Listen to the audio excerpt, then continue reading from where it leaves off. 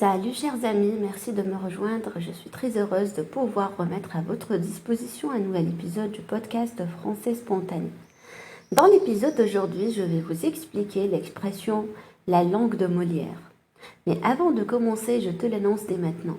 Suivre le premier lien dans la description qui te permettra de télécharger gratuitement ta fiche PDF liée à cet épisode, c'est dans la description, tu peux y aller dès maintenant. La langue de Molière est une expression souvent utilisée pour se référer au français, la langue dans laquelle a écrit et joué l'un des plus célèbres dramaturges français, Jean-Baptiste Poquelin, connu sous le nom de Molière. Il s'agit donc d'une manière poétique ou littéraire de désigner la langue française. Donc la langue de Molière, ça veut tout simplement dire le français. En français, dans un registre de langue plus formel, on utilise l'expression la langue de Shakespeare pour désigner l'anglais. En référence à William Shakespeare, célèbre écrivain anglais connu pour ses œuvres littéraires et théâtrales très populaires.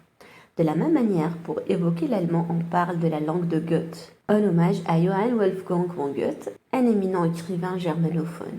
Donc en français, c'est tout à fait correct. Au lieu de dire « c'est un livre écrit en anglais », vous dites « c'est un livre écrit dans la langue de Shakespeare ». Si un de vos amis parle l'allemand, vous pouvez dire « mon ami parle la langue de Goethe ». En fait, utilisez la langue de Molière au lieu du mot français, vous parlez dans un langage plus soutenu. Donc si vous avez un entretien d'embauche par exemple, vous pouvez dire « je travaille à améliorer mon niveau dans la langue de Molière » ou « j'ai un très bon niveau dans la langue de Molière ».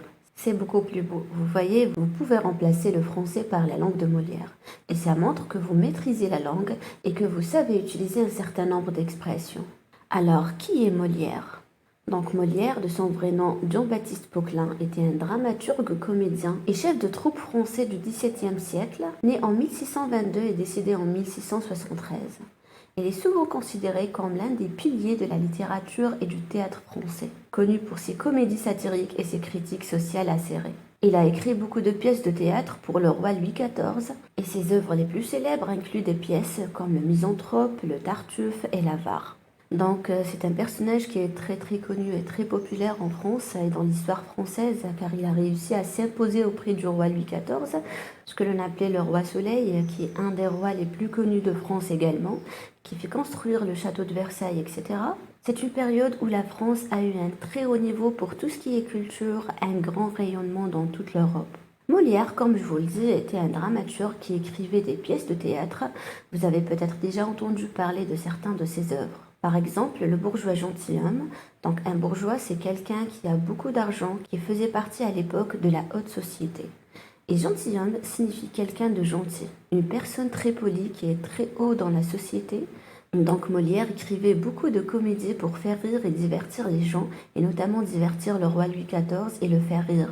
Dans Le bourgeois gentilhomme, par exemple, c'est l'histoire d'une personne qui veut se faire passer pour une personne de la haute société, alors que finalement, il n'en fait pas vraiment partie. Donc, il choisit des nouveaux vêtements pour essayer d'être plus chic et de paraître comme étant quelqu'un de cette haute société. Il utilise un langage particulier pour se distinguer, mais finit par être exposé comme n'appartenant pas réellement à ce monde.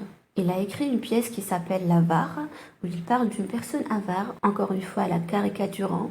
Et quelqu'un d'avare, c'est quelqu'un qui aime l'argent, qui veut beaucoup d'argent, qui est radin, donc qui ne veut pas donner son argent et qui essaye de profiter des autres. Il a écrit aussi une pièce qui s'appelle Le malade imaginaire, une personne qui pense être malade, mais elle ne l'est pas en réalité. Le fait qu'elle soit malade sort de son imagination, ce n'est pas la réalité. Et donc dans Le malade imaginaire, il met en scène une personne qui croit qu'elle est malade, qui est très inquiète pour sa santé, toujours dans la caricature, Donc en faisant en sorte que ce soit très exagéré. Et donc ce type de personne, ça existe malheureusement. C'est un petit peu une maladie, ce sont des gens hypocondriaques. Donc quelqu'un d'hypocondriaque, c'est quelqu'un qui a peur de la maladie, qui pense être malade. Et le malade imaginaire de Molière était quelqu'un qui était hypocondriaque. Il a écrit également Le Tartuffe.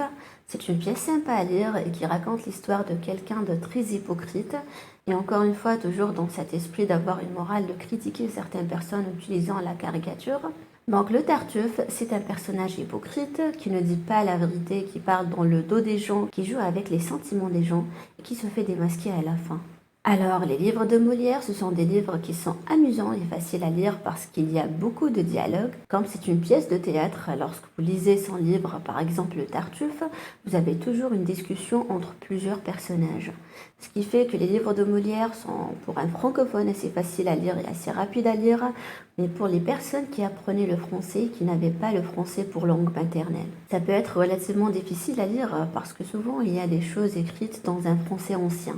Donc la langue française, la langue de Molière a bien sûr évolué au fil des années et des siècles, et des expressions et des mots qui étaient utilisés au XVIIe siècle ne sont plus d'actualité.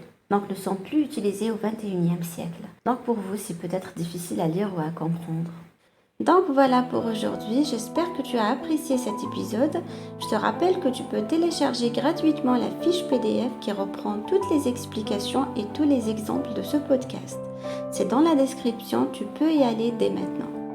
Donc merci à vous, n'hésitez pas à me rejoindre sur mon cours gratuit sur YouTube. Chacun de mes articles est accompagné d'un fichier PDF qui est dans la description de cette vidéo.